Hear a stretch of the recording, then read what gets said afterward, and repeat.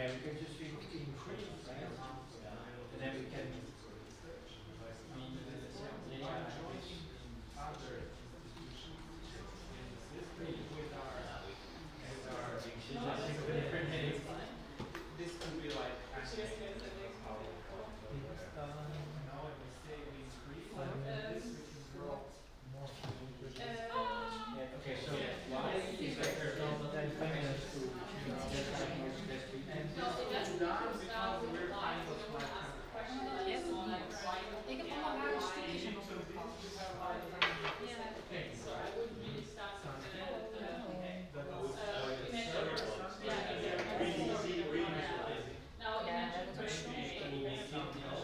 imagine where our researchers can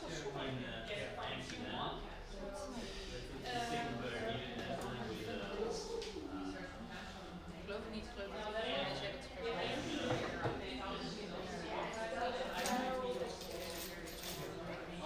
Just imagine person.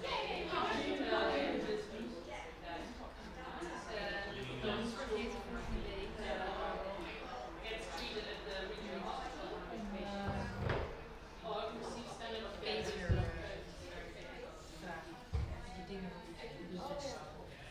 At the regional hospital. Nee, heb je al? Nee, ik wilde dit niet. En nou, Dit. Dat ding. Raar hè, was het was.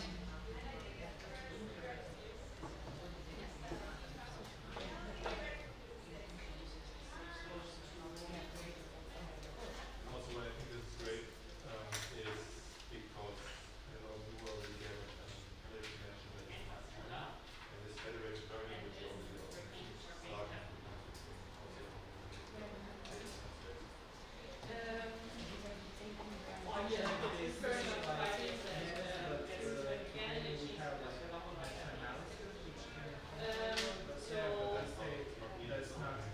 and even in that sense has to be goes to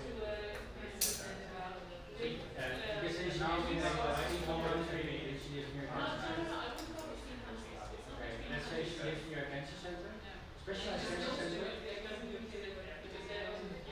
and then you can say, well, this is the reality. Just let us go to a cancer center and have a better. Yes. Why contribute more? And then say, you know, this kind of she goes to a hospital, diagnostic system and expertise of treatment. So she goes to a cancer center.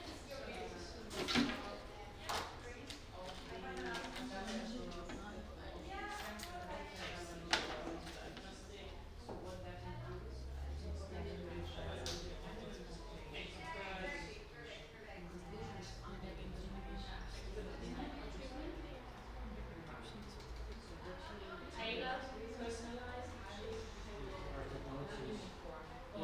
In-house experts.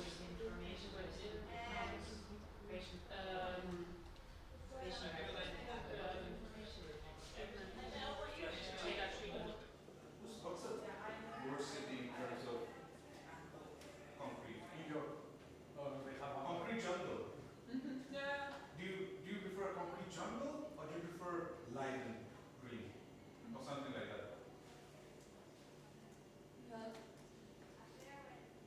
Well, let's make the phrase concrete. Let's reimagine what it means to be a concrete jungle.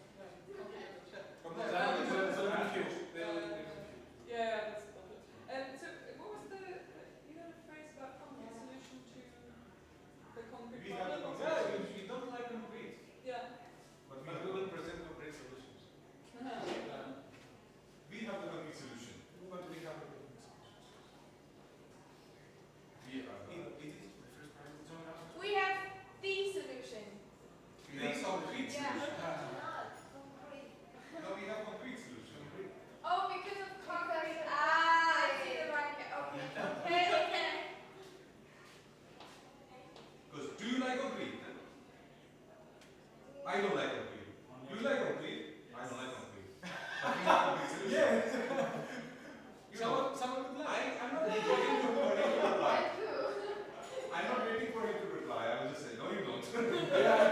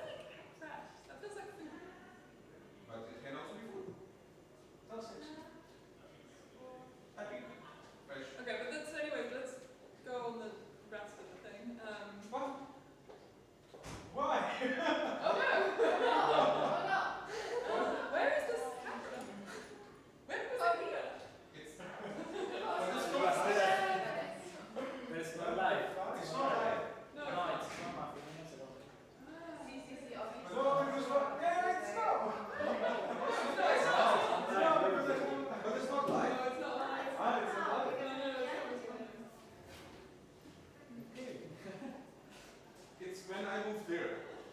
So, Yeah. how did that happen? It's not really late, but it's I have a slide. This is us realizing. Yeah. Okay, let's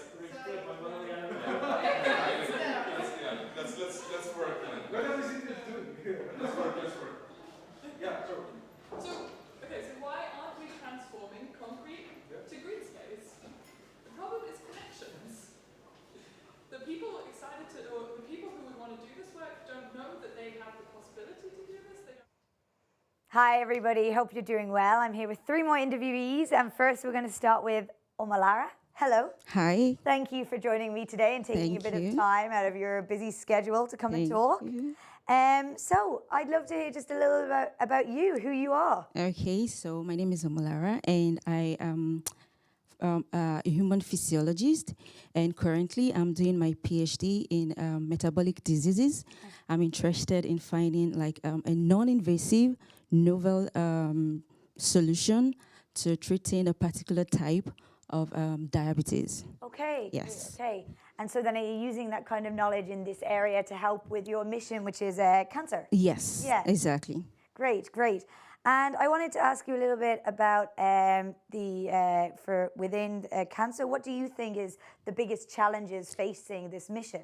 I think the biggest challenges is on prevention, because 40% of cancer can actually be prevented, but because of lack of information or misleading information, or people are scared, or so people don't even know where they should go for certain screening. They get to have very late diagnosis, and when they're already like at stage 4, stage 3, and then it's too late.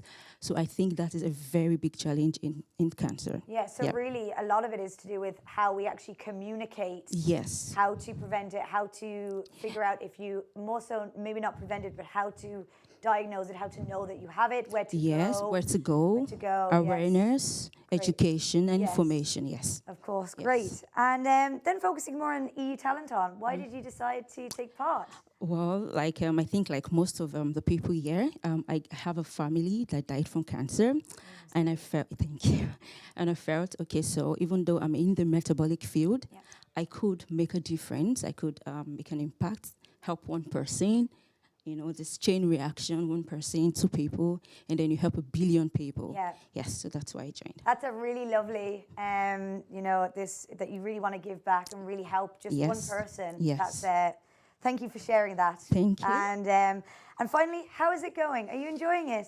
Yeah, like yesterday was really horrible at the start. Yeah, you come up with this idea, and then you find out that like some people already started it already, and it's just so several ideas. So we were like at a very low point in the later evening, and then we were like, let's take a walk, let's take a break, and then this. Brilliant, yeah. So now I'm feeling good. Good, I'm glad to hear. Well, I wish you the best. Thank you. And good luck with the rest of it. Thank you. Thanks. Thank you. And next we have Marco, if you'd like to come up. Good evening. Marco. Hi. Thank you for joining me. So if you could give me a little bit of background information on who you are. Okay. What you do. My name is Marco Resitano. I'm from Rome, Italy. I'm actually a PhD student in chemical processes for industry and environment, and I'm carrying out the laboratory activity at the Water Research Institute of Rome in Italy. Okay, great. And you're working then, your mission is actually on restoring our oceans and waters, so it works a little bit with your background. Yeah, I mainly focus on groundwater pollution, about hydrocarbons or chlorinated hydrocarbons like a solvent, and that's it. I coming here for share my knowledge with other colleagues. Yeah, and I wanted to know then, so how is it working in your group with the dynamics? Do you all have a background in kind of water, or are you all from different areas? No. We are from same here. Okay. They created a group for us in the same year. Yeah. And we are all close into chemical engineer, and yeah. Yeah. Great. And how did it start? Oh, sorry. No. We are all focused on pollution, but it's curious because every of us is focused on a different kind of compounds. Ah, Okay. I'm focused on hydrocarbons and the other on nitrate or heavy metal pollution. Yes. Okay. Okay. So then now, are you trying to then work together to figure out exactly what? Yeah, and at the start it's not easy. Yeah, of course. I think it's difficult. You know, you're meeting all these new people for the first time and you have to work together straight away. Yeah. So, of course, you're figuring out the synergies, but I assume you kind of figured it out now and you're working smoothly? Yeah, as much as you can. As much as we can, yes, sure. In the pressure cooker situation, of course. Yeah, yeah.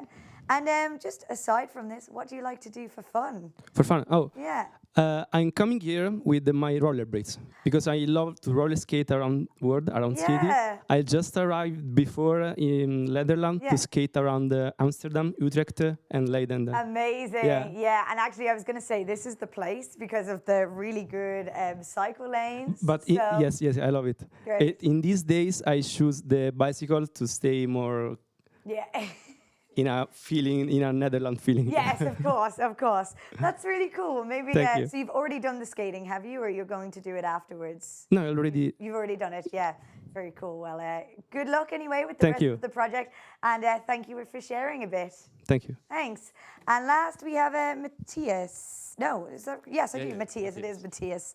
Hello. Hello. Thank you for waiting and for joining me. The last one of my 3 interviews. So please tell us a bit about yourself. Yeah, so I'm Matthias, and originally from Italy, but now it's been already a few years that I'm in Munich, in Germany, where I pursue a PhD in theoretical physics. Specifically what I work on, without going into the details, of course, is kind of I study the very beginning of the universe, so the very first moments of reality and kind of what happened then and why the universe is like it is now. Yes, yeah. So, yes, and now I'm working on something different. Yeah, here, exactly. So, of course, this, cosmology, going back early universe, it's quite maybe a bit abstract in a way, just because it's not very tangible right now. Absolutely. But now you're working on something that is very much a problem that's happening. Mm-hmm. And how are you using the skills that you have in theoretical physics to work with your group on these projects? I mean, in some sense, being here was for me a way to answer the question, are there any skills that I can apply to real world problems, right?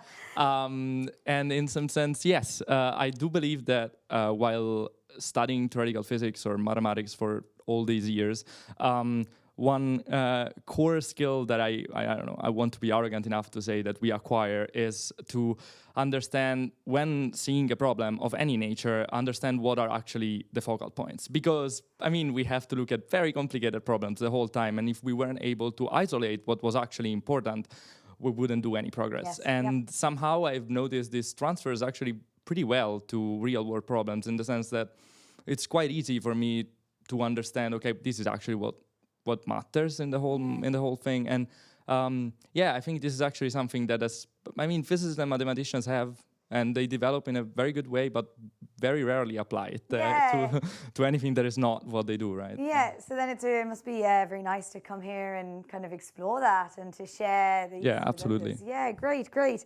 And I also know that you also have, you're very interested in Taekwondo as well, is that correct? Well, rather than interested, yes. I mean, I've been practicing this for a good part of my adult and actually adolescent life as well, and now it's been more than 10 years. I mean, actually, I'm an instructor on the side. So, okay, very nice. It's a side job. It's a side job. Yeah, after I finish studying the early university. Yeah, exactly. Go in the gym. Finish the early university, go and do a bit of Taekwondo to relax. Yeah. But I actually think, this in general also influences the way of how I do most things that I do, in the sense that of course, the self-discipline, but in general, the care and attention that one learns in martial arts in general, and goes into maybe making, positioning the fingers of your hand in a perfect way, right?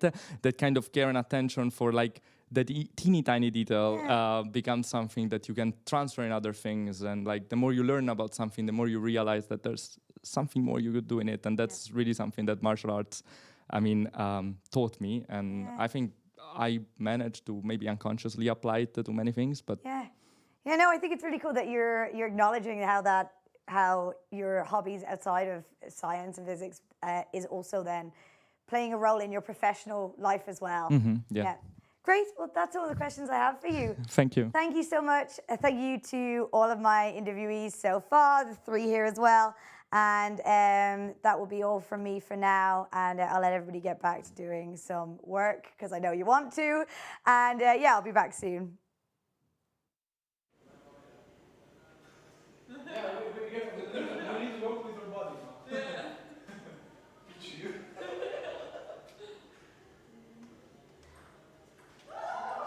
What we need is to empower citizens to restore their local. I will use this for description of rooted. So what we need is to transform our city, our mindset, our expectations later. Yeah. When we present rooted. So what we need is to Okay. why our city are still covered by concrete? That's the question. Yeah. So what we need is to She says to get straight up. no. She You go for a tactical sit down. Relax. Because more like trying to. No, I mean I'm back. That's I'm like in this position, so I'm right now. So what's the sentence you're repeating the sentence? So why our city is still covered by concrete? But I think then we can go Because directly no into one describing knows this. anything about it. Because no one knows how to work. Yeah. Because we don't know how to change it. Yeah. Yeah? Because we don't know how to change it. Yeah.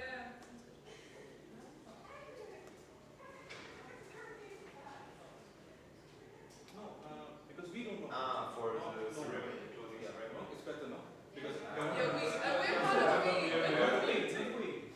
we don't 1 hour before. We as an office, we don't know how to change it.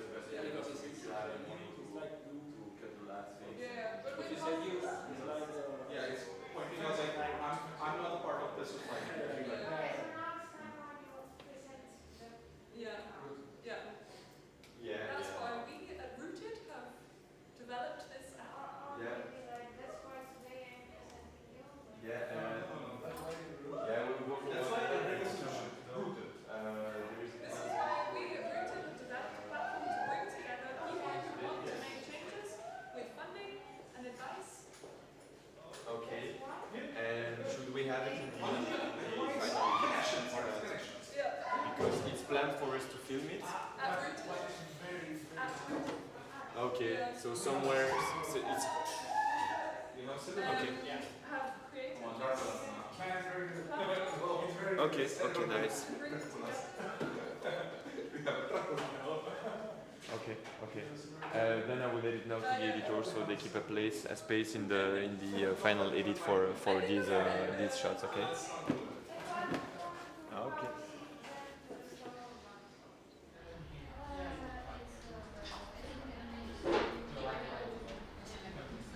But also with the and you can also like or then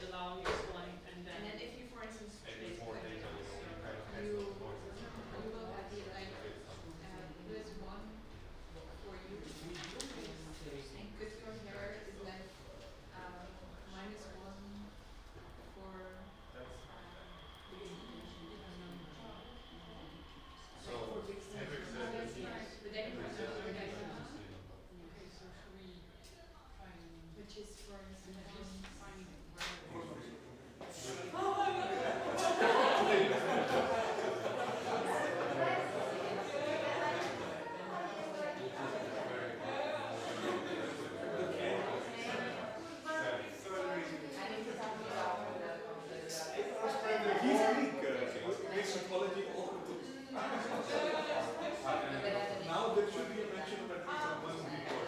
No, nothing changed. Everything is Let's put everything is everything or- yes. Finger and He's browsing that.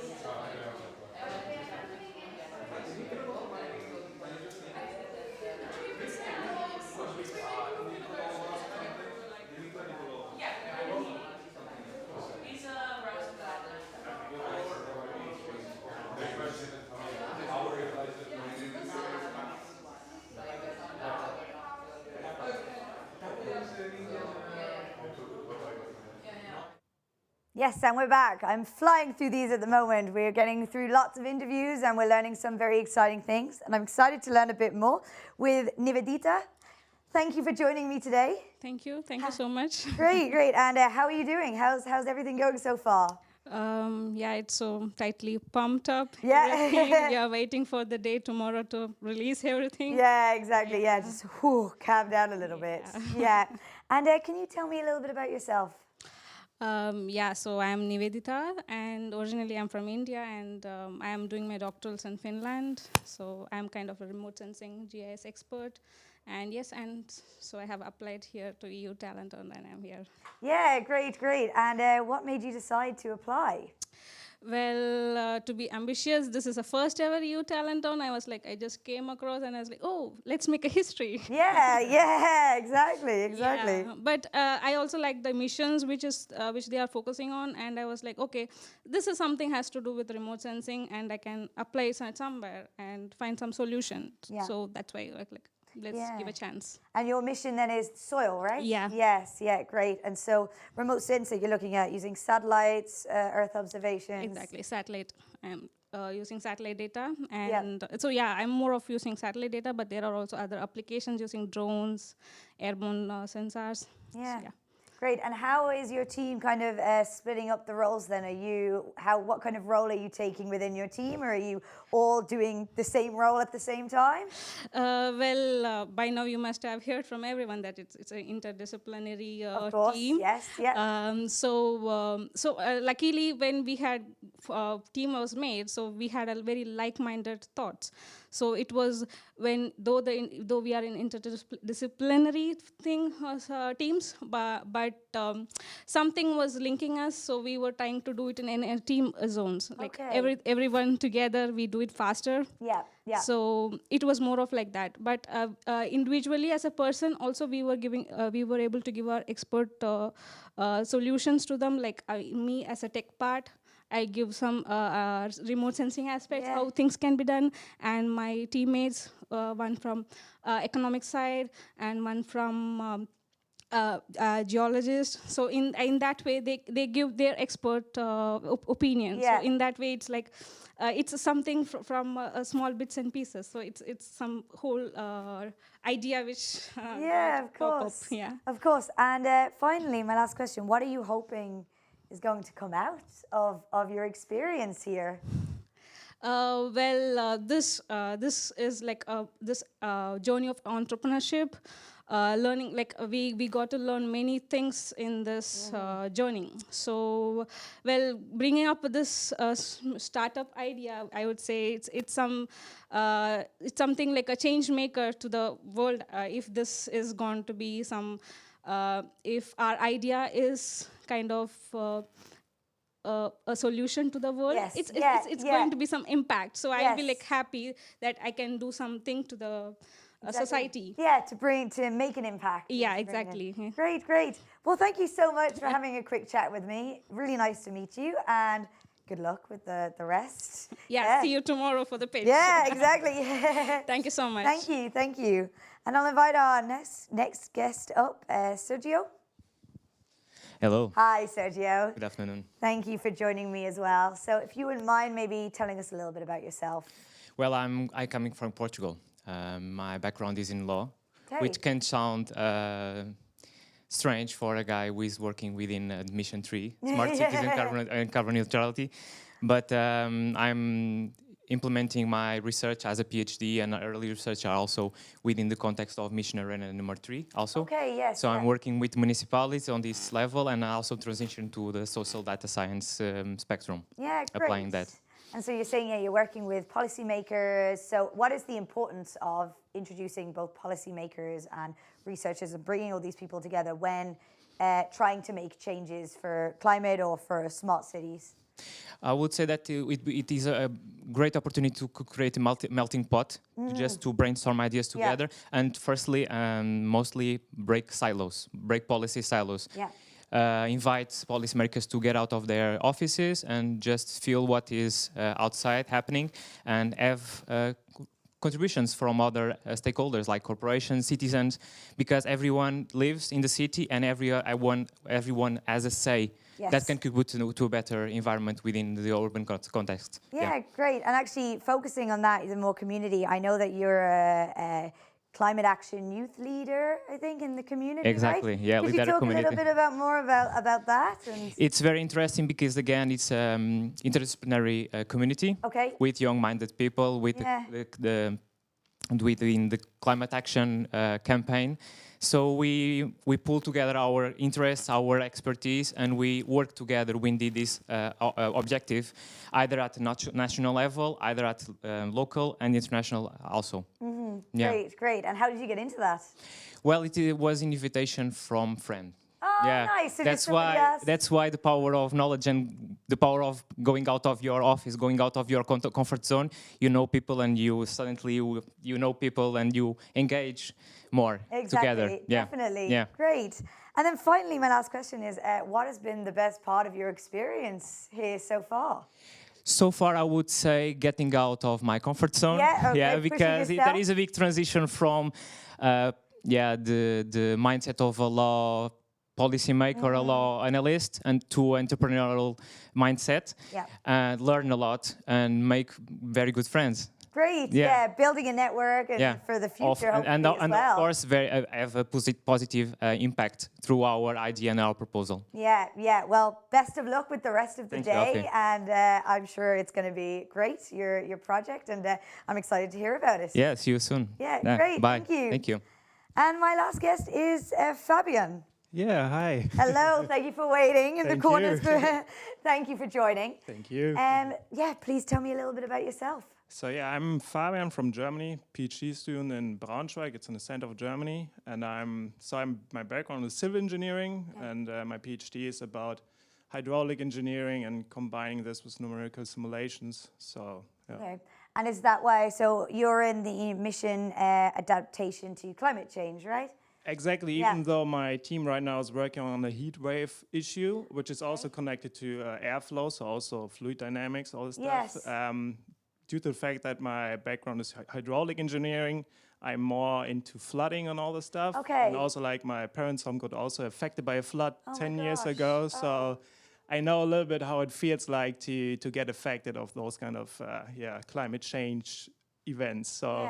But also heat waves. I mean, it's super interesting, and also to work with the group and to find those kind of, find a solution which we hopefully can implement and pitch then tomorrow. Most definitely. So very much a personal side to why you want to work towards this kind of stuff, working towards making solutions. Exactly. I mean, it's super important. I mean, even this summer, you can see in Central Europe, even though we are highly developed countries here, you can see all the heat waves, so all the fires which happened last year in Germany and Belgium, all the flooding. So it's insane what's happening, and you can see even those highly developed countries are not prepared for those events. So it's so important to do something. And really, hopefully, here this is where we're going to have the big ideas that can really make a difference. Exactly. And you were talking a little bit earlier. I heard about the process. It's been tricky, but also rewarding, enjoyable.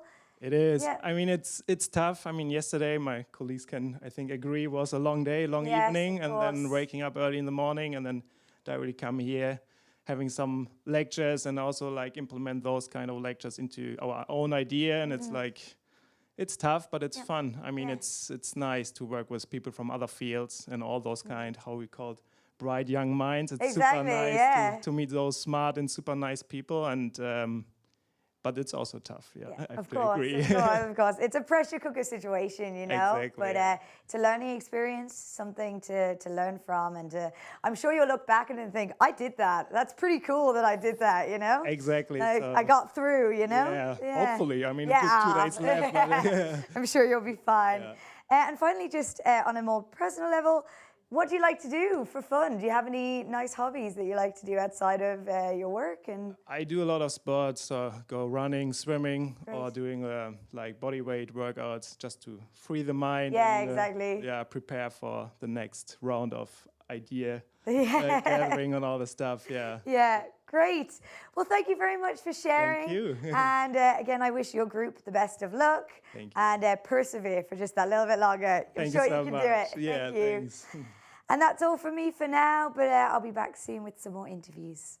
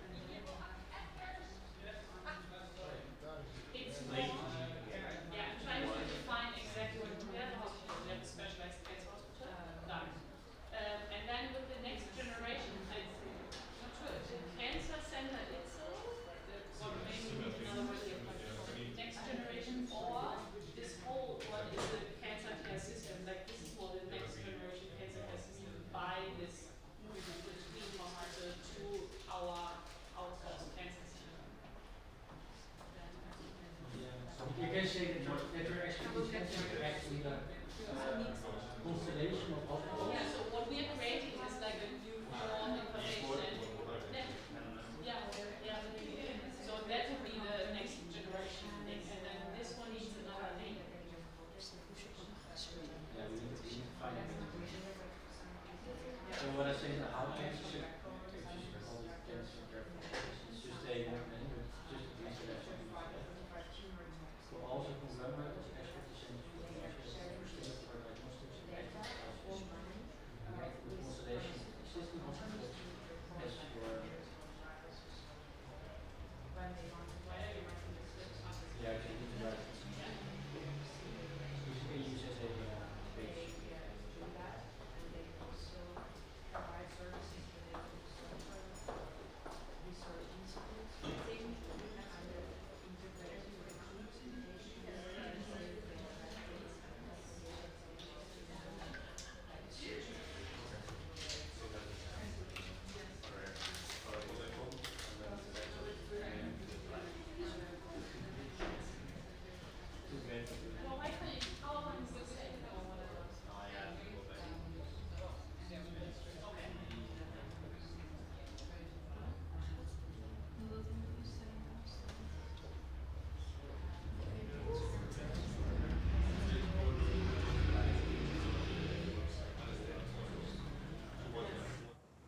Hello and welcome everyone.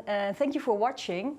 We'll have 4 interviews for you right now. And first off, we'll start with Edgars. So welcome Edgars. Can you introduce yourself? Hello. Firstly, thank you for having me. I'm excited to talk about what we are doing here. So my name is Edgar. I'm from Latvia and I'm doing a biomedical research on in my PhD.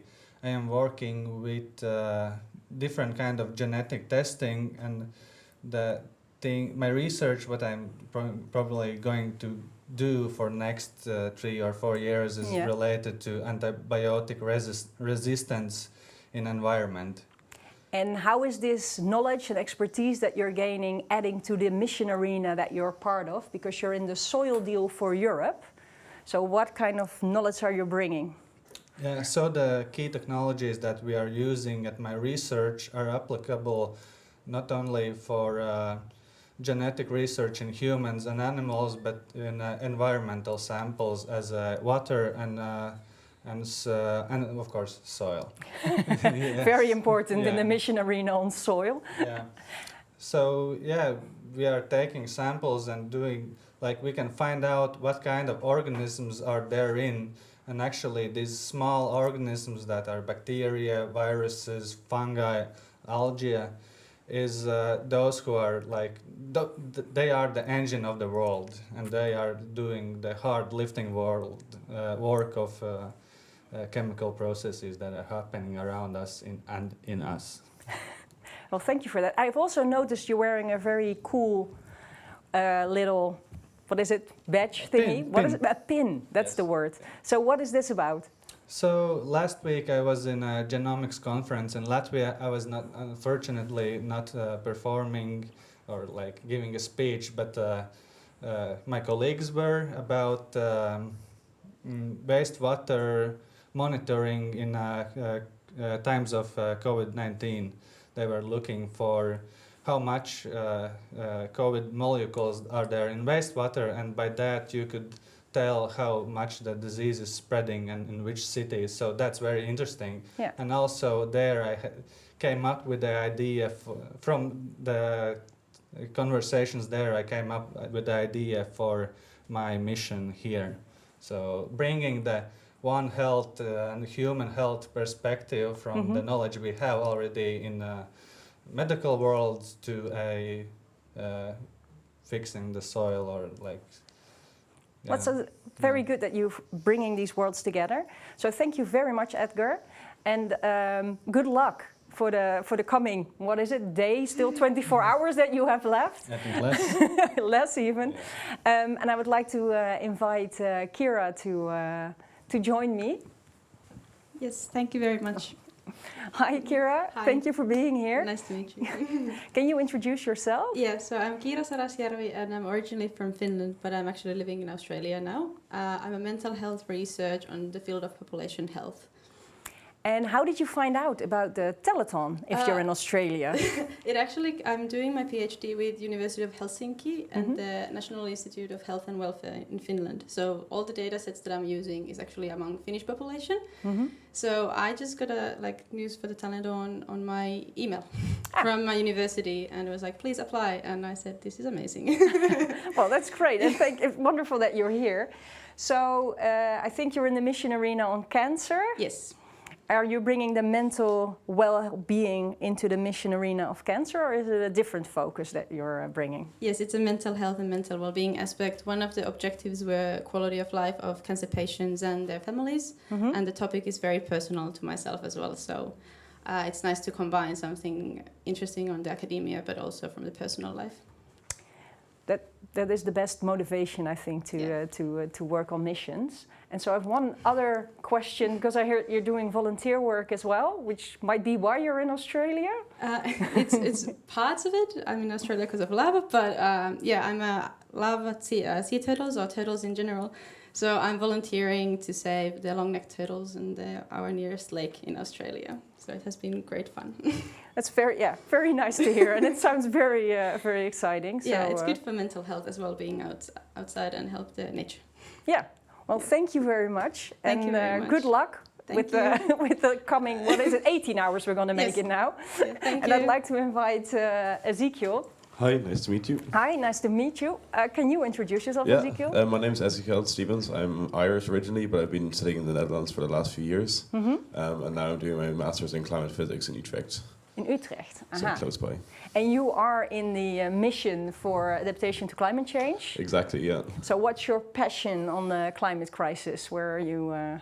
Well, I think it's very interesting to look at it from different perspectives. Obviously, in my studies and my research, I look at it from more of a quantitative perspective, trying to model the interactions between molecules in the air and the soil. Yeah. But here we also have to look at society and how the economy works and how that can also impact. And what's the human aspect as well. And I think that's kind of what we're looking at in my group. In your group. Yeah. And have you already learned new things from other talents that are in your team? Yeah, for sure. It's really nice. We have someone from a more legal perspective, someone also working on like environmental science. We have like different sort of angles, and it's nice also to sort of see what like, even we have completely different perspectives. What do we agree on, or what do we want to bring together? And then at the end of the day, where our idea is quite like, it's more of an event or a more of an art exhibition in a sense. Okay. So it's completely outside of the science world, but I think it's also it just underlines the fact that climate adaptation is not something we can just solve with numbers or models or even economics. We need something a bit more that can get into people's minds. And that sounds very interesting perspective on the mission. So are you guys ready for the pitch? I hope so. Yeah. Yeah. We'll see soon. But yeah, I think we will. I'm looking forward to the pitches tonight. And thank you very much for being here. And I'd like to ask Marina to come up. Hi. Hi. Welcome. Thank you. Can you introduce yourself, Marina? Sure. My name is Marina. I'm an architect from Brazil, and I'm doing PhD in Lisbon right now. Yeah, and exactly the same mission. It's my research project, the mission that I am in the smart cities, right? So I will continue searching about the continuous learning, the continuous fulfillment of the goals of the mission in Portugal, right? So you're looking for ideas that you come up with here and ideas that you already have from your work and you're bringing that together. Yeah, all connected. And your background is architecture? Yeah, and civil engineering in masters. And what other team members are in your team here? We have engineering, mechanical engineering, we have energy engineering, and we have law also. Ah, interesting. Yeah, very interesting. Yeah. And so I know you guys don't get to sleep much. No. And are no. And are very, very busy, but if you have any time, do you think you'll be wandering around Leiden? Of course, we did the guide tour already, nice. And I found lovely. The city is so beautiful, and we have many things to do here. Besides being a small city, it's so charming and it's so full of culture and story. So. I'm really enjoying the city. Oh, that's great to hear. I thought you never were allowed to go outside, so that's why I was a bit worried. So you feel ready for your pitch tonight? Almost. Okay, that's good. I like to hear that. Well, thank you very much, Marina. Thank and you to everyone. And we will be back soon with some more people to interview. See you soon.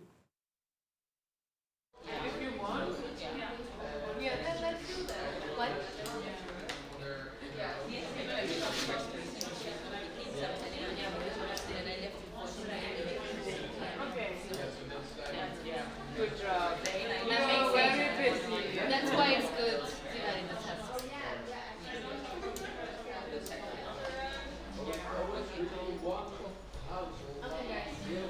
Also want to attend this one.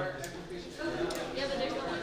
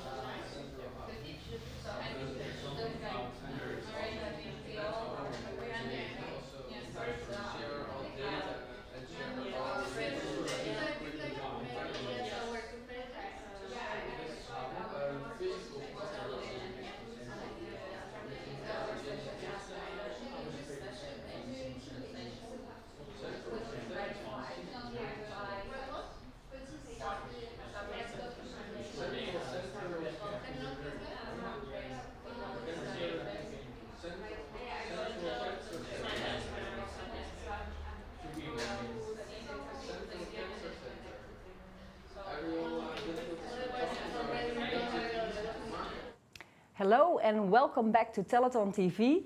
I have two new talents with me, and first off is Agustin. Welcome, Agustin. Thank you very much.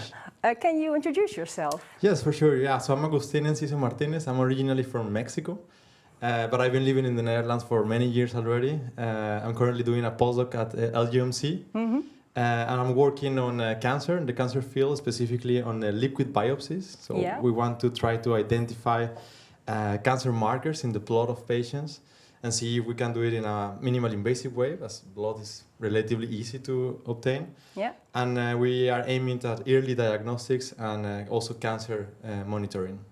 Very interesting. So you know Leiden, but many people here don't know Leiden. Do you think they'll have any time to visit any of the city, and what should they see?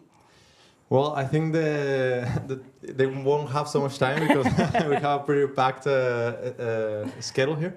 But I think Leiden is such a rich city in terms of innovation, culture.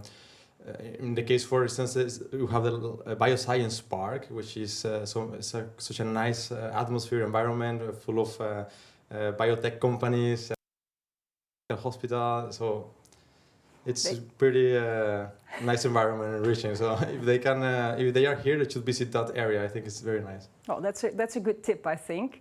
So within your mission team, what kind of expertises are you bringing together? So we have very different types of expertise there. So from one side, in my case, biomedical engineering, but we have chemistry as well.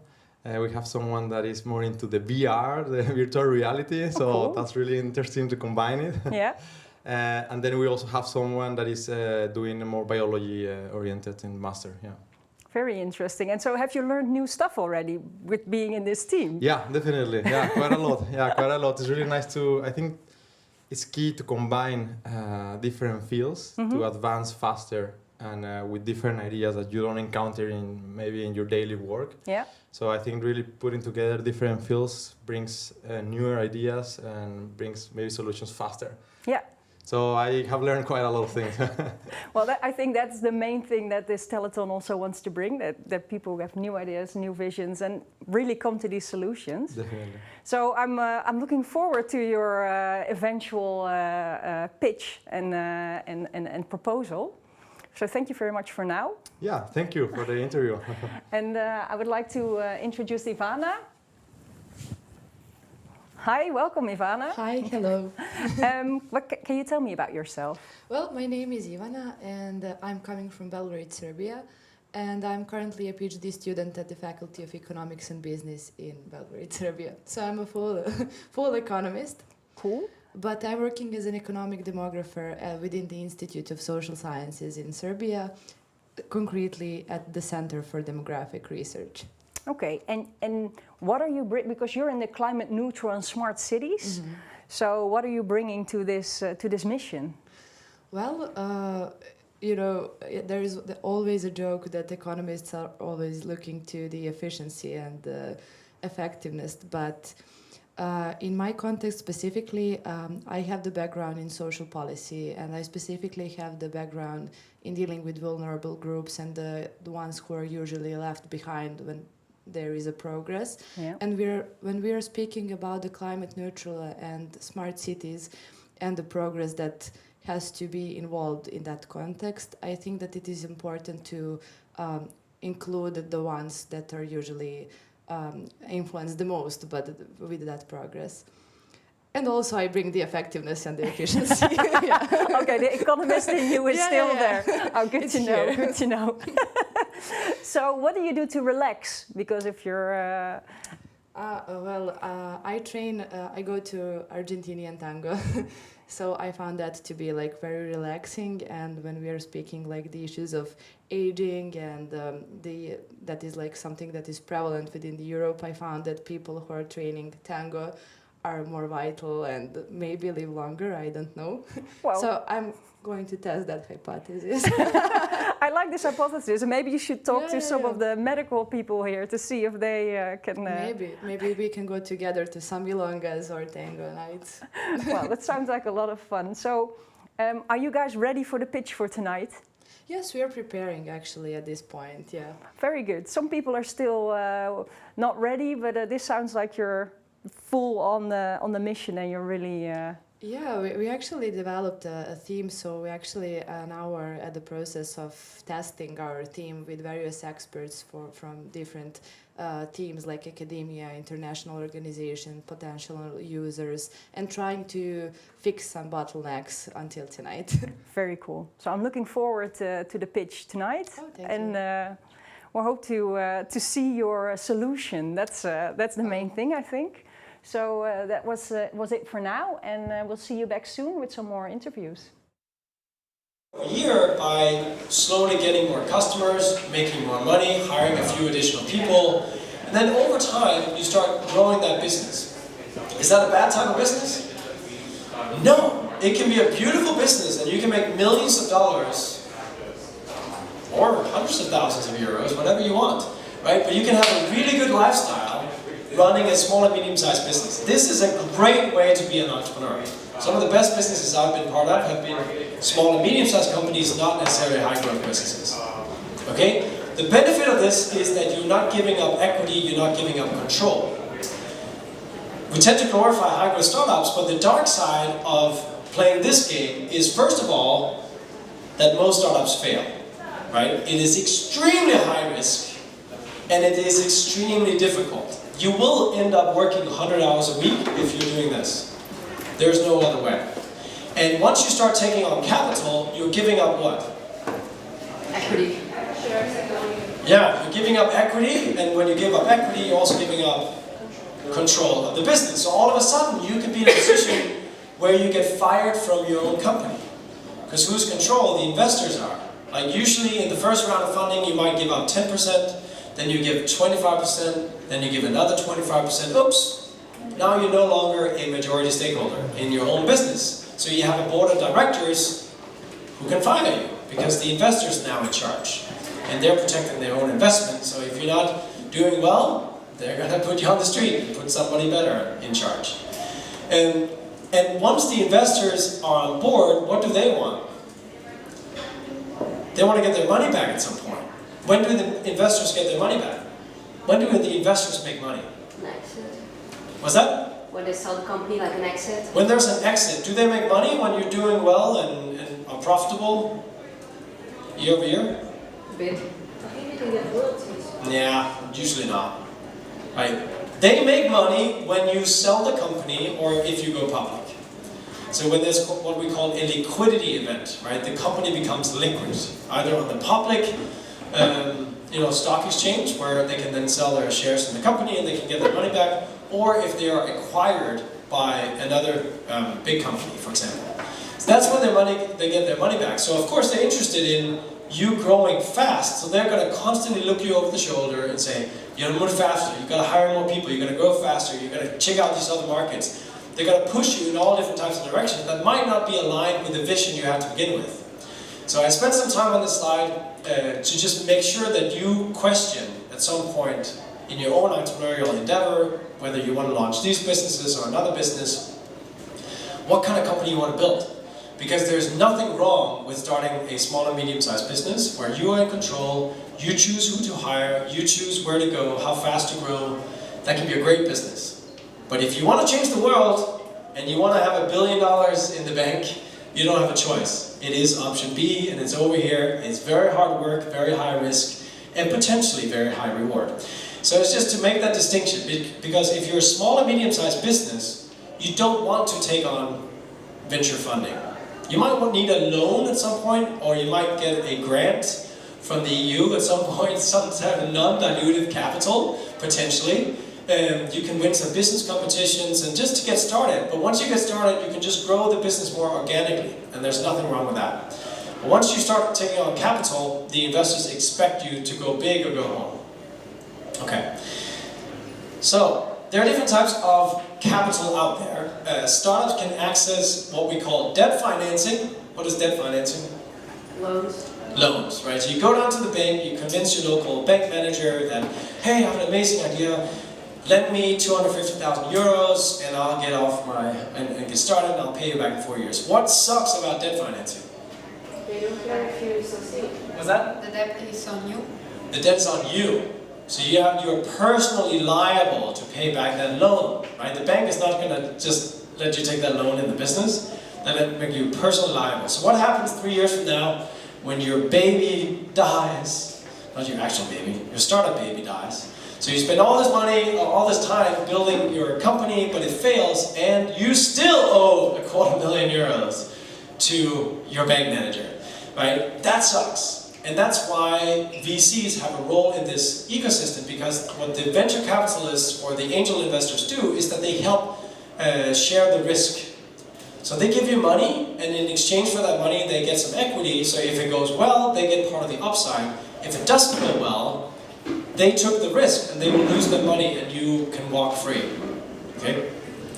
So, different types of financing from investors, either equity financing, where you agree on a valuation, and you give up X% of your company for X amount of dollars, or convertible debt. So, we talk a lot about a safe note or a convertible note these days. It's very popular at the early stages of a startup. It gets a little bit technical now, but essentially the point is that to negotiate a term sheet with equity financing, you need to agree on a valuation. And it takes a little bit longer, and you need to agree on what is the valuation of your company today. And you might not know, right? You haven't even launched yet. Is it worth €1 million? Is it worth 5 million euros? It's very hard to estimate. So instead of agreeing on a valuation today, you can do a convertible note that will convert into equity later. So what the investors are saying, like, here's €500,000 euros. I am investing in you early, so I should be rewarded for that. But we don't need to agree on a valuation today. So instead, what we're going to do is going to say that amount of money is going to convert into equity in your next round of financing. So when you raise an equity round next time, you raise an A round or a B round or whatever it might be, if you're raising convertible debt, it will usually be like your next round, which could be either a C round or an A round. It will convert into capital, into equity, but at a 20% discount. So they're getting rewarded for investing early. The earlier the investors invest, the more risk they're taking. Does that make sense? So it will convert into equity, but in the next round. And there are multiple different rounds of financing. The first round could be a friends and family round, also called an angel round, or a pre-seed round. Then you have a seed round. Then you have an A round, B round, C round, D round, E round, F round. So when you hear like, oh, Uber just raised the Series F round, it means that, you're pretty far down the alphabet. Right? So you've raised multiple rounds of capital. And what happens in each round is that the company gives up equity in return for capital, for an infusion of capital. The rough valuation, the valuation will ideally go up every time, right? And that's why it's worth it to give up equity for, like to have a smaller piece of a big pie than a big piece of a small pie. And to demonstrate this, I just want to go over one graph here, but just to maybe close the loop on this. So, convertible debt will convert to equity later. Equity financing, you agree on a valuation, and then they get X% of the company for X amount of money. Where can you get the money? You can get the money from friends and family. I advise you to be very cautious and careful about that option. Maybe if you have a really rich aunt or uncle or something who is tech savvy and understand, or investment savvy and understand that there is a real risk that you will lose all that money, you can accept it. But generally speaking, be very careful. I've heard way too many stories about people taking money from friends and family, pitching it as if it's like a sure bet. And then not only do they lose their company, they also lose a lot of relationships. So be very careful with this. Unless there's some people who really afford it and you make it very clear that this is a very high risk investment. But then we have angel investors. Angel investors. Who are angel investors? Angel investors are wealthy individuals who are investing their own money in startups, right? So they made their own money as bankers or lawyers or dentists or entrepreneurs, and then they want part of their portfolio to be in new startups, and they think it's fun to be part of investing in companies.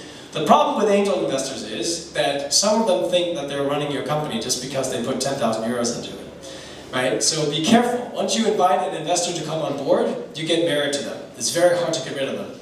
So make it very clear that they don't have a say in the everyday operations of your company, they're not on your board, and you don't want to have them calling you all the time to hear how it's going with their $10,000 investment. However, angel investors are usually more willing to invest early on, so it can be a good way. And for example, here at the plant, they have a network of these angel investors, so there'll be people willing to plug into you, right? So just talk to Fleur, she'll hook you up. Then the next step in the chain here is what we call VCs, or venture capitalists. Venture capitalists are people who are not investing their own money, they invest money from a venture fund. So if you want to start a VC fund, you go out to wealthy family offices or foundations or big companies, and then you convince them that you can invest their money better than they can. That you have access to startup deals that they don't have access to, and then they give you their money to invest on their behalf. So they have now they raise maybe $5 or $10 or $100 million in a venture fund, and then they invest in startups from there. So the venture capitalists are getting paid from the fund, and they also have potential upside if the investment goes well. If some of you are interested in more of these like dynamics between limited partners, LPs, who invest in the funds, and the general partners, the GPs in the fund, who are investing the money, let me know. But generally speaking, if you're trying to get money from a venture fund, you are talking to the general partners in the fund, and they are pitching them, and they can then write a check for you. If you're very early stage, the VCs might not invest in you. The first money you're typically, if you're just looking for $100,000, it might be easier to get from angel investors. VCs usually come in a little bit later, and they write bigger checks, right? Because if you have 100 million euros to administrate, you can't spread that out with tiny checks. So they usually invest like $500,000 and up in each deal, right? But it all depends. There are some micro VCs that invest all the way down to like 50 or 100K, but it all depends. Sometimes these investors get together. So if you're trying to raise a $500,000 round, it might be between 10 different angels that come together and they each put in 50,000. Or it could be that in the later stages, if you're raising a $2 million round, one of the VCs might be the lead investor. So they will put in half of the round themselves, and then there will be multiple additional investors. Welcome everyone back to TalentOn TV. I have two new talents with me. And to start off with, it's Berkay. Welcome, Berkay. Hello. Can you introduce yourself? Sure. My name is Berkay. I'm a PhD student from Turkey. My specialization is on groundwater modeling using AI. Yeah. And in my team, I'm like the only environmental engineer for this Restore Our Oceans mission. Yeah. So I think I'm playing an important part. We'll see. And so what are the other expertises in your team? We have a computer scientist, Yeah. we have an electronic engineer, and we have a materials engineer. So it's a great combo, and hopefully we'll present something very useful. No spoilers. We hope so, that you will solve this mission for Europe, of course. Yeah, I'm hopeful. Yeah.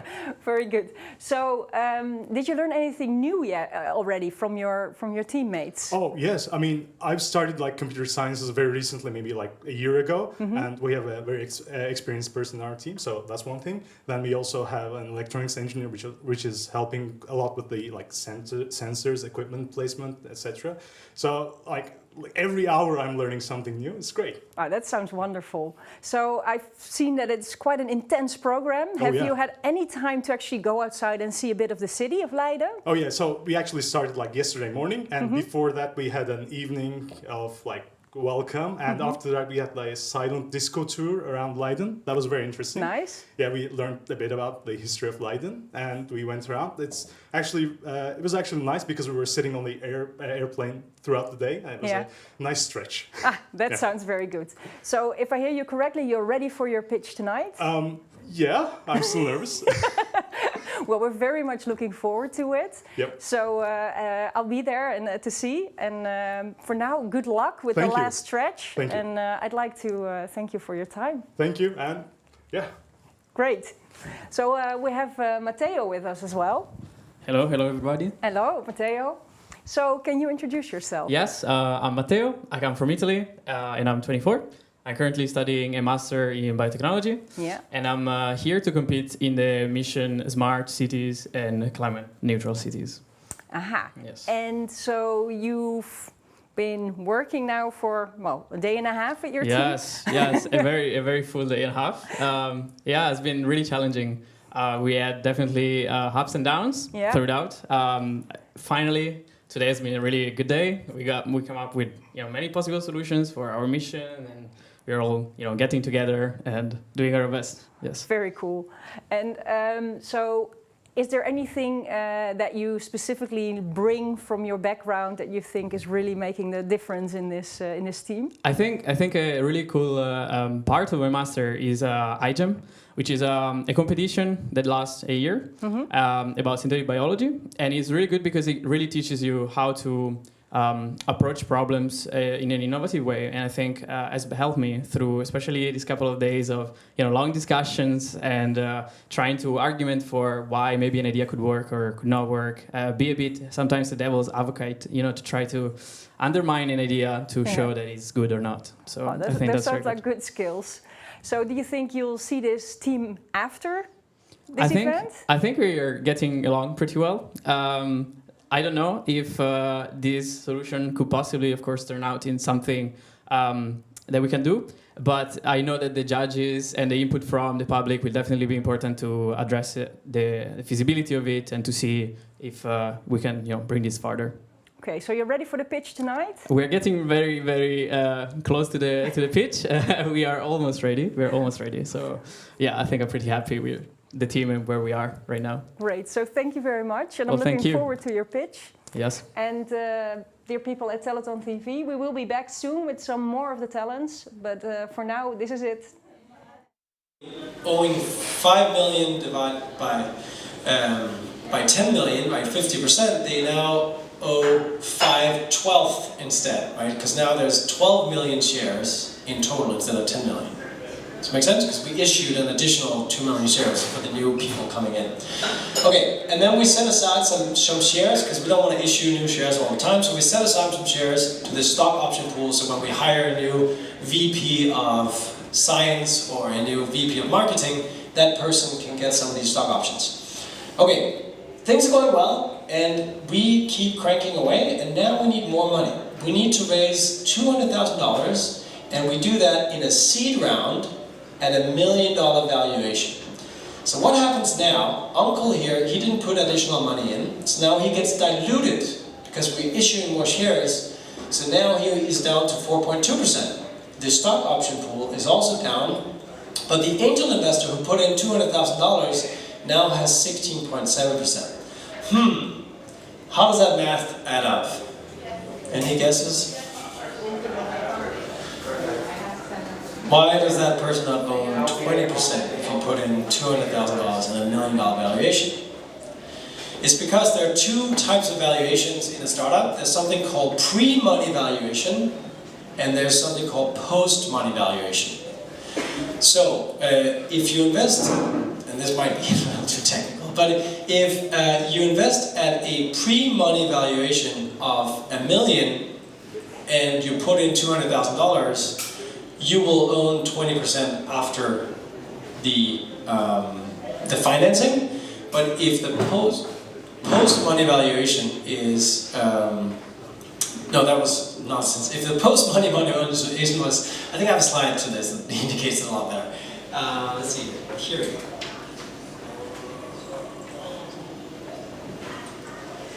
Yeah, this makes more sense.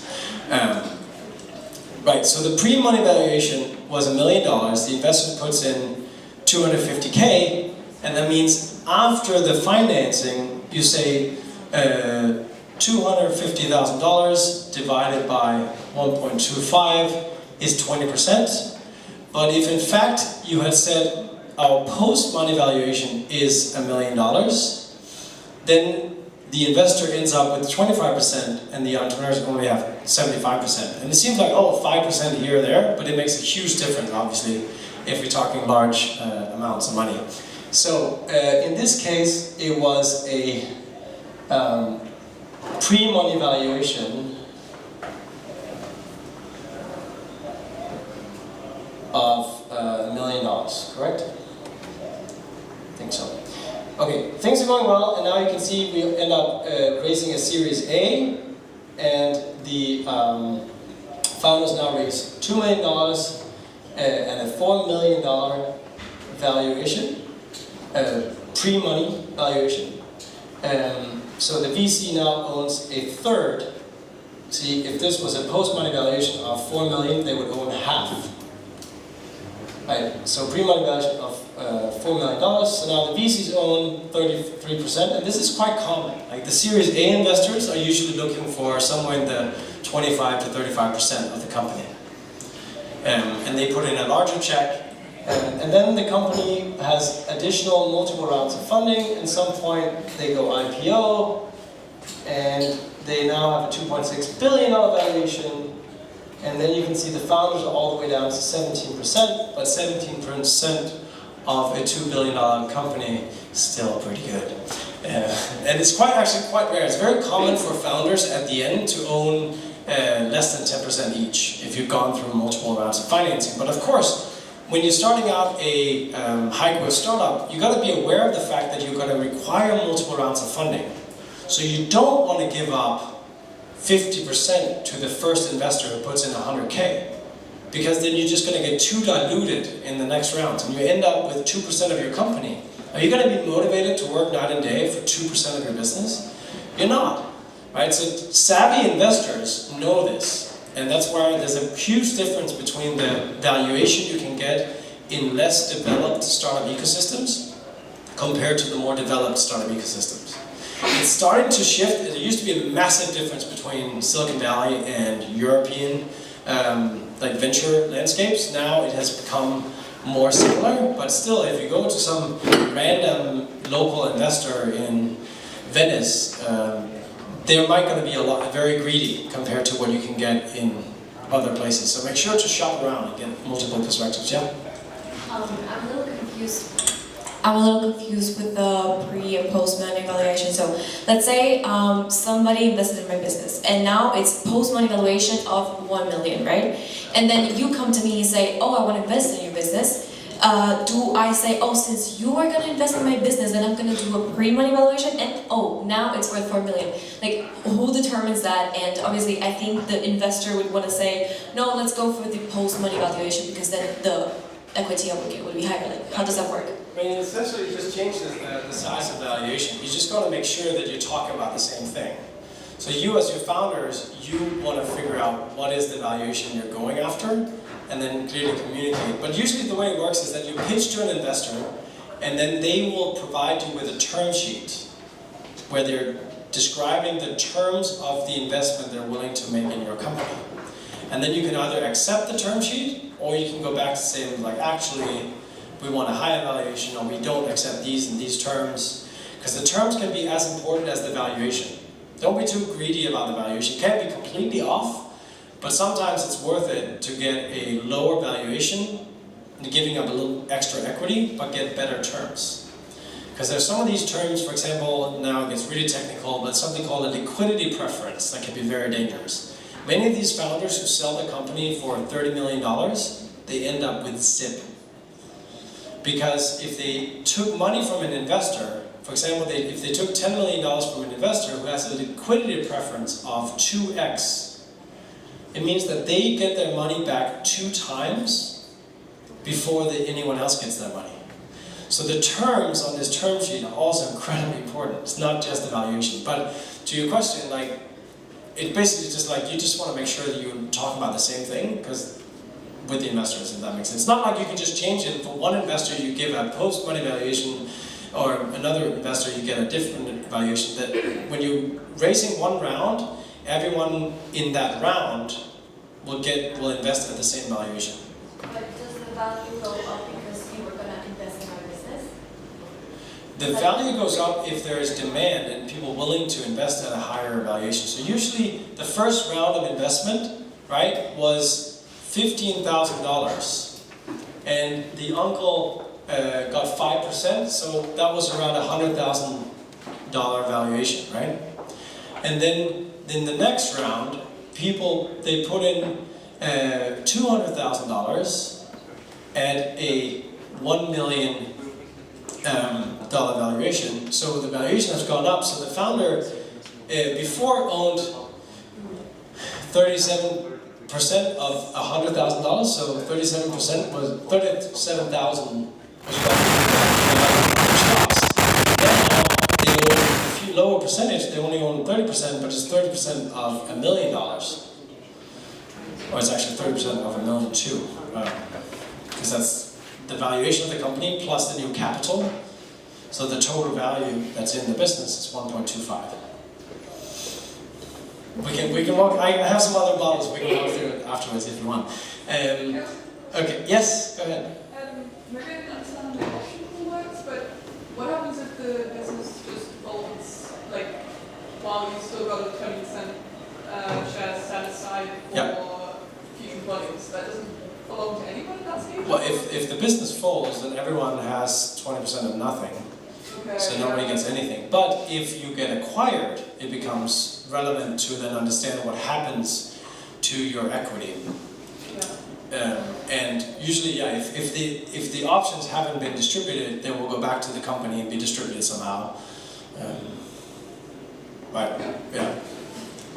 Okay, let's see here. I don't want to take too much time. I did mention this thing that's kind of key to understand.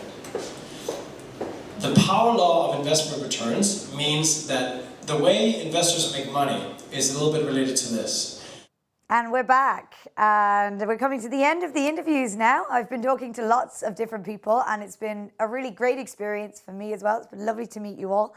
But now I still have a few more people to meet, and we're going to start with Sandra. Sandra, hello. Hello. Thank you for joining me at the as we're coming closer to the end part of the day. So can you tell me a bit about yourself?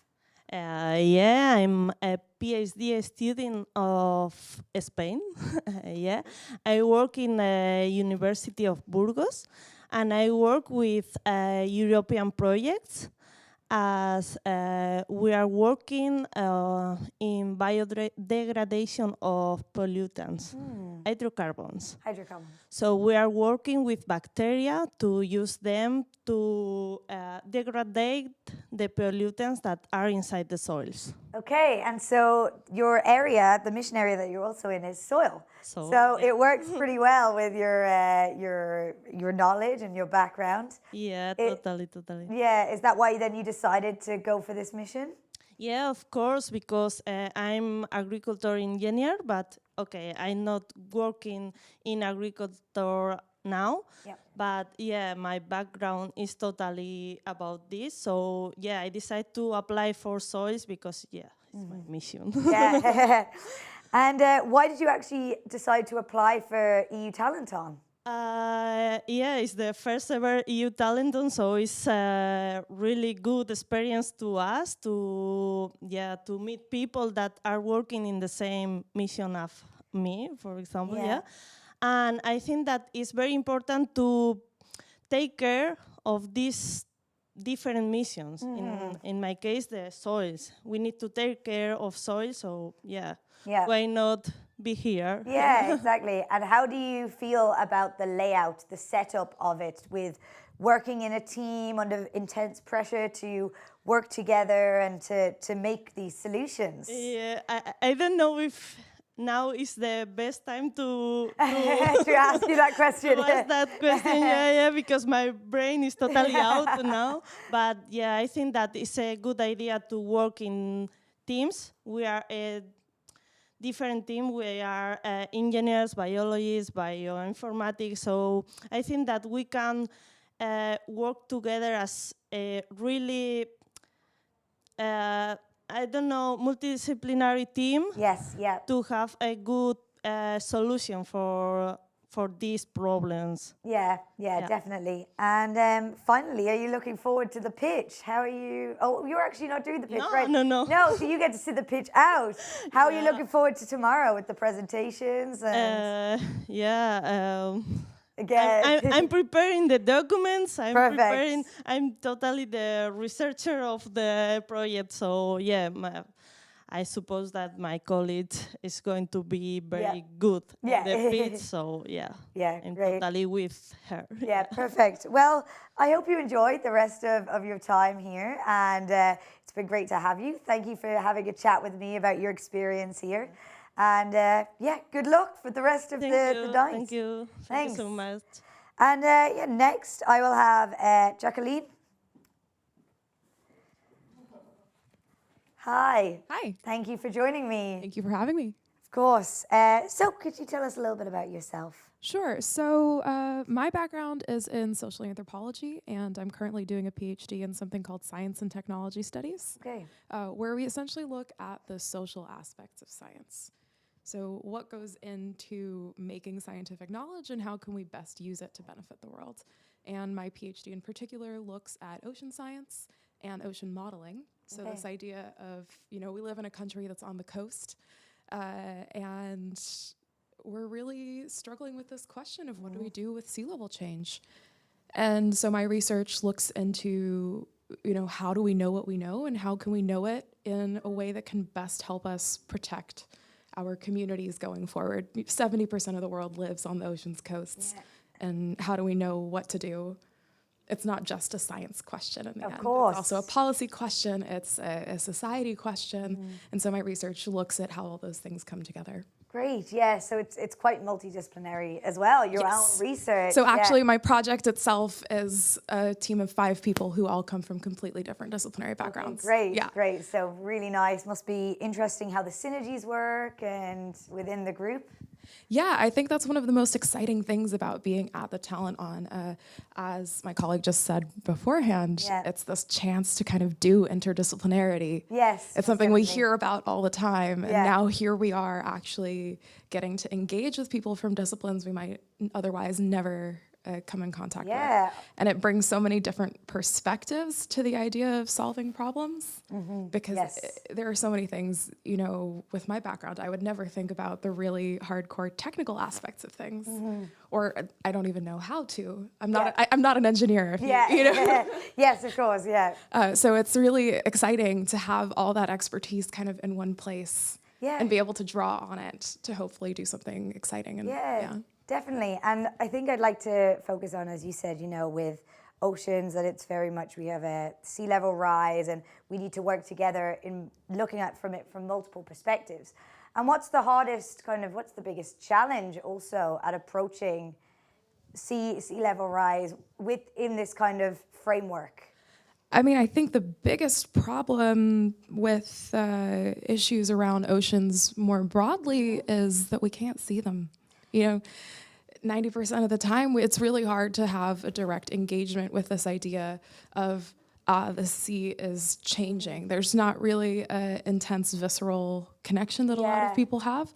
So even though 70% of the world's communities live near the coast, doesn't mean you necessarily understand exactly what that means for our communities 30, 40, 50 years down the line. So I think that's really one of the biggest challenges for people working on issues around the ocean. Yeah, definitely. And finally, just a little bit more about yourself. What do you like to do for fun? Is there anything you like to do outside of science or your research? Sorry. Oh, well, unfortunately, I'm not very fun at parties. I am a spoken word artist. Oh, wow. Okay. So I also speak in public for fun, which is brilliant. No, which is one of those interesting things, because earlier we had that chat with Henrik, and he was like, oh, most people are more scared of public speaking than they are of death. Yeah. I thought, like, where do I fall on this? Oh, great. Well, thank you for sharing that. It was really lovely to talk to you. I'm glad you've had a nice experience here, and I hope that it continues to go well. Good luck with the rest of the project as well. Yeah. Hopefully today and tomorrow is all good, and then you can relax a little bit. Yeah, look out for Team Coastbusters. We're very excited about what we have cooking at the moment. Perfect. So. Great. Thank you. Yeah, thanks a lot. Thanks. And then lastly, we have Marta. Hello. Hi, Great Marta. to be here. Hi. Thank you. Yeah, how are you doing? Fine. Good. Yeah. Good. A bit tired, but really excited about our project. Great. Yeah, I think I'm really excited to hear about all the different ones. There seems to be so many exciting new things being explored. So yeah, I can't wait. Yeah. So can you tell us a little bit about yourself? Yes, of course. I'm now an assistant professor of biotechnology and ecotoxicology at Medical University of Gdańsk in Poland. And I mostly work on soil contamination and its impact on different communities, from bacteria to human health. Great. And yes, so your area actually, of course, is soil as well. Yes. Yeah.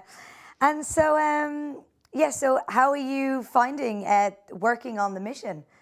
I think it's really great, especially since we are such different people in my group. For example, we have a specialist that works with governance and law, and we have a food safety specialist and an engineer. And so I think it's a great opportunity to work in such an interdisciplinary research area and to come out of our safety bubble a little bit. It's a really nice opportunity also to get some context for the future if we need any guidance of, for example, governance. I know who I can ask now. Yeah, actually, that's a really good point. That you're making these peers that maybe in the future, if you have something that you need, that you if you want to explore a new area, this is the opportunity. And is there anything else that you're hoping to gain from this experience? Well, I'm very excited about the EU mission of just a soil deal for Europe 2030, and I'm really happy to be a part of it now, and I hope to see changes in the legislation in the future and to just make the European soils more healthier and more sustainable for the next generations to come. Yeah, of course. And finally as well, a little bit about yourself. What do you like to do for fun? Is there anything you like to do outside? I'm a runner. A runner, So okay. yes, I run like marathons and half marathons. Wow. And Great. What was the last one you ran? Last one was a Parisian run for science. It was like a non-profit run for to fundraise money for science. Brilliant. Yeah. Oh, well, that's really, really cool that you got to do that as well. Yeah. That's all of the questions I have for you. Thank you very so much much for taking a bit of time to chat with us. Thank you. And good luck with the rest of your time here. And hopefully, tomorrow goes well. I'm sure it will. And looking forward to hear your project. Thank you for having me. Thanks. And that's all from me for now, but we'll be back soon with another interview very shortly. Reach this really crazy exponential growth that VC capitalists are looking for. But are there I see there's a kind of vacuum that there could be like someone who is more conservative, and how are there investment companies that doesn't expect this crazy growth that like will pay for other 1,000 or 10,000 companies that are investing in like a good portfolio that they see having good growth. Maybe that is sometimes. Yeah, I mean, there's definitely investors out there who will be happy thinking like less big. And I always like trying to paint the vision of if you go to Silicon Valley and you go down to Palo Alto and try to knock on the doors there, you gotta wear like the confidence of a high growth entrepreneur. There are lots of investors who would be happy also with a more impact focus, right? The types of companies you're organizing here has great potential for future impact and making the world a better place. And that's something that certain individuals say like, well, I'm willing to invest in this, not just for the money, I hope to get my money back, but if I get them back, or with a multiple of 2, that's totally fine, but I really want to invest in this entrepreneur because I believe in the mission. So that's more impact-driven entrepreneurs, or impact-driven investors. So that, yeah, certainly, those are the types of people too. And impact investors are usually a lot more patient than others. So there's like impact investing networks you can target if it's more of a social type entity. All right, thanks guys.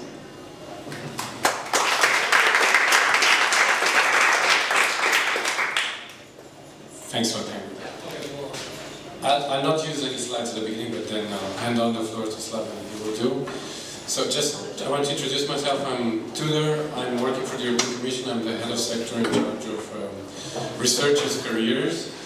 So before I start, I just wanted to, before I'm telling you about financing opportunities in the European Commission, I just wanted to make a pledge and then a promise to you. So the pledge is, I think you should, just an advice, I think you should not stop with your project after the award ceremony. You should go ahead. I mean, and whether you decide, and I think you should, you are working on things which really matter. These are things which are oceans, cancer, soil. These are things which really have an impact on everybody's lives. And so we're not talking only about money, we're talking about purpose. So I think it's very important that you think about what do you want to do next. Do you want to, do you want to change the way that the things are working? Do you want to start your own company? Do you want to have a research project which is financed with EU funds and then transform it into something else? But I think it's important that you know what you're going to do, and I think it's important that you don't stop here. This is just the beginning, and I think in the future, we at the European Commission, we will think like, this was a success if in a couple of years we'll find out that 5 of your projects are there, they're talked about, this happens, this is something that really had an impact. So I think that's the most important. So, and the promise comes afterwards. What I mean by the promise is like, my team is ready here to advise you afterwards. We're not stopping at the award procedure. We're gonna, after the ceremony, we will make our contact details available, me and my team, and so that we can actually really continue advising you. Like, for example, tell you, well, these are funding opportunities you can have in the European Commission, this is the procedure that you have to do. So it doesn't stop with tomorrow or on Sunday, it goes on. So maybe, so if now I really, like if I have to tell you in very, very short terms, like what are the funding opportunities at the European Commission, there are so many, so I think a very simple way of actually finding them all is to go on one portal, which is called Funding and Tenders. So you should just Google it, Funding and Tenders, European Commission. You will have a huge amount of possibilities. And there you will have call for proposals. And for example, you have various mission arenas. So you have cancer, for example. So if you go under call for proposals and you type cancer, you will have all the call for proposals of the Commission in this area. And some of them will offer you 100% funding and some will offer you 50% or 20%. So then you will have to find the rest of the funding either with university or a research center or some other funding. And others will just offer you the 100%. So I think that's very important because it's really by mission arena. So you can go, you can type soil, you can type oceans, and you would really find something which is in the area in which you're working on right now. So I think that's the easy part, let's say. This is like a very one-stop shop place where you can find a lot of information. Hello and welcome back. Maybe TalentOn TV. We have 4, yeah. We're still hearing the. Who's eligible, etc. So in reality, it's a complex world. So that's why we're here to help you also to understand and navigate through this bureaucracy. And then another element I want to mention to you, which I think is very important, is because it's really for young researchers like you, early career researchers. It's called the ERC. So it's the ERC funds. So ERC funds is basically really for young early career scientists and researchers. It's for 2 to 7 years of experience after you actually had your PhD, and you can get up to 1.5 million euros of support, and it can cover 100% of your costs. And there are conditions, indeed, like for example, one of them is actually that, you know, it has to be your institution where you're actually working, for example, whether it's university or research center, etc., which actually has to make that, you know, it has to actually make that, submit that proposal, and there's a call for proposal every year, so you have to pay attention. Hello everyone and welcome back to TalentOn TV. We had a small glitch, but we're ready to go now. Right now I have Ishel with me. Ishel, can you introduce yourself? Hello, I'm Ishel. I came from Turkey. I'm work on the Protect Nature Nature Conversation Center. Sorry. Yeah. And work on climate resilient agricultural network project. And I also just start my master degree, and I don't select right now, but I want to select nitrate pollution for groundwater and river waters, and also maybe change the subject to the air pollution, because air pollution is a big problem in Turkey. Everywhere, I think, in all of Europe. And so that's what you think about doing for your PhD or in your master studies? I don't think about right now. Just I do just my master degree. Just your master degree. That's fine. That's it's difficult enough to do your master degree. So how do you like your team? Is there many different countries in your team? Where are they from? Marco came from Italy, Rome, and 2 girls, Leira. I don't know how to pronounce it, but and Amira came from Brazil. Oh, nice! Yes. Oh, that's very international. Yes. And do you think you guys are ready tonight to give a good pitch? Yes. Yes? Who will be giving the pitch? Leira make the pitch. Great. And then do you think you will have any sleep tonight, or do you still need to work on to get everything ready for tomorrow? Actually, we work. No sleep tonight. Yes. See, it's a full-on program. Yeah. So thank you very much, Ishel. And I wish you best of luck, also in your master studies. Thank you. And I would like to introduce Hanna, who is also here with us. Welcome, Hanna. Hello. Hi. Hello, everyone. My name is Hanna. I'm from Poland. And currently I'm doing my PhD research regarding air quality, informing about air quality in Polish agglomerations. So my research study was based on field research, where I was monitoring in real lifetime air quality in chosen cities. Also, I based my research on interviews with experts in that field, and also meetings with people who actually are working on this subject in more startup entrepreneurial way. And I understand you also have a background in science communication?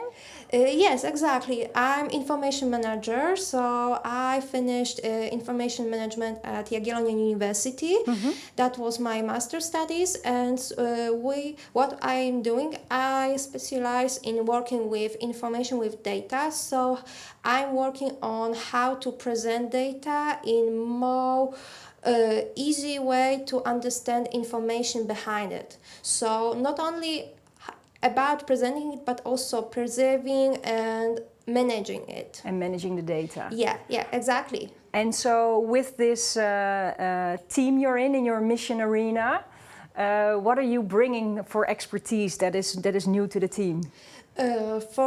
From my side, I'm bringing to the table knowledge about air quality in big agglomerations, so in different types of cities. So, for example, we have different type of treating that issue in Krakow, in a different way in Katowice, in Wrocław. So every city in Poland has different policy regarding this issue. So also this may be helpful for our project, and it separately became helpful even when we are working on air quality but inside buildings. Okay, that's very interesting. Yeah, it is. So our team mostly has people interested in that area, so we combine our knowledge, our research craftsmanship and created something out of the box and something different that we are working every day. Well, that sounds very exciting. So I'm looking forward to your pitch tonight. Yeah, to see Giovanni would slash it. I promise it. Well, that sounds great. So thank you very much for your time. Thank you. And good luck with the end of finalizing everything. Okay, thanks. And we'll see you later. And I'd like to welcome our last interviewee, Arianna.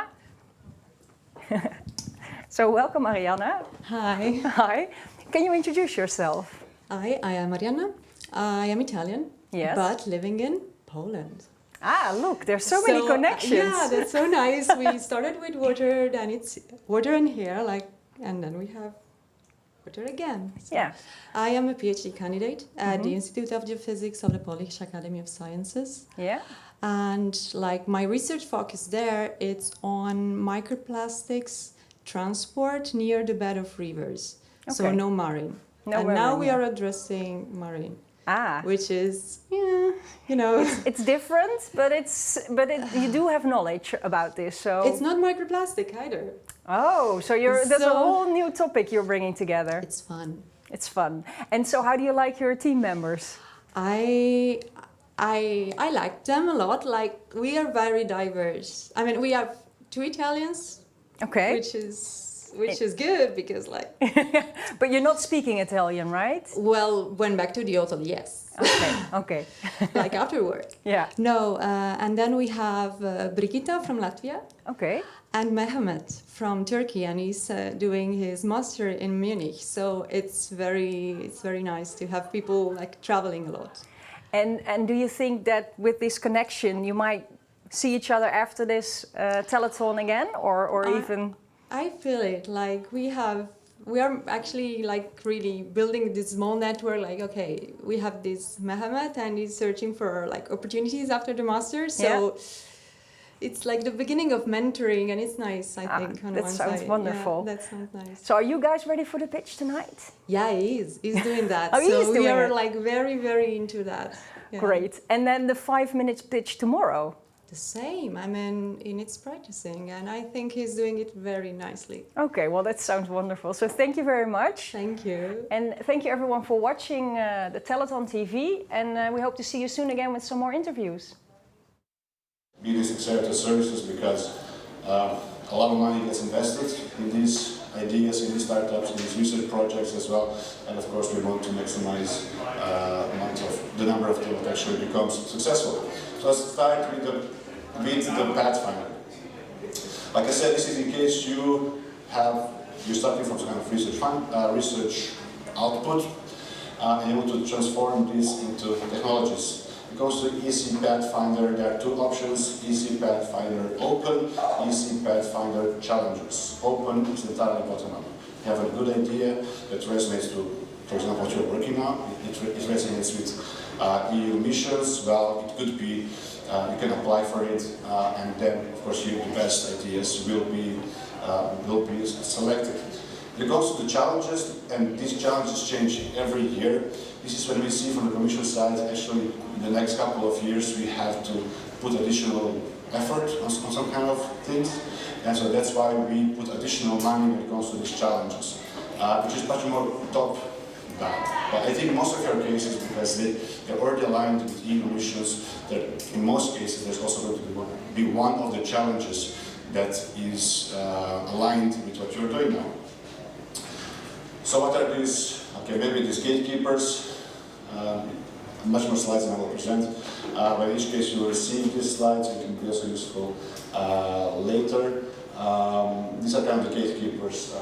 Just understand if this is something for you or not. Like if you meet this criteria, then you should actually consider applying.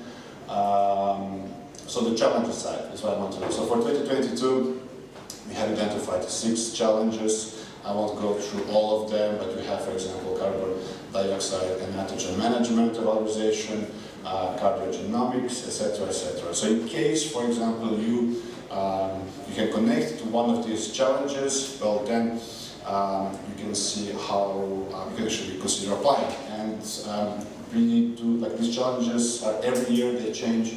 They usually open the calls in June, they close in October, now it's in the 19th of October. And what is actually important if you want to apply for these challenges, either it's open or challenge-based, you should not do this in isolation, right? These are often big things, especially you're still, there's a big chance that even if you're now with a team of 4, or in case you go back and you're with a couple of colleagues or friends or whatsoever, you will need so many different ingredients to write a really good proposal. And that's why we encourage you to form consortiums. So for the moment you see there's a certain challenge, or just it's open, and you know what are the important players in order to be successful there. You can form consortiums, and you can also find often online who are the interested consortium members. A question? Do you have any sort of tools to help people that are looking for other people that are interested in that? Yeah, so there are some tools actually if you go also on the ESC or on the tender where you can actually say I'm interested to be part of this, right? But not everybody is taking advantage of this. So often you have, also, I mean, if you work, for example, in cardiogenomics, often you know what are the key players there. And then you will be able to approach them. So you can use, take advantage of this online tool. And we're back, and I am back with an extremely special guest today. I have Malgorzata with me. Malgorzata, hello. Hello, everyone. Thank you for joining me. Malgorzata is going to be the project leader in charge of the EU TalentOn 2024. So before we go into that, could you please just introduce yourself, tell us a bit about you? Sure. My name is Małgorzata, and I'm from Katowice. I'm a spokesperson at the university in Silesia, and we are here from Katowice to know about what you do, the European City of Science and EU TalentOn.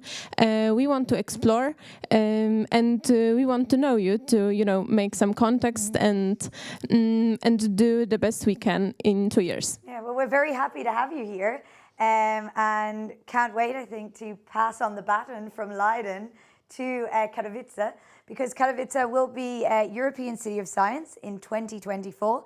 How are you looking forward to that? We are really excited, and you are not really sure what is going to happen then.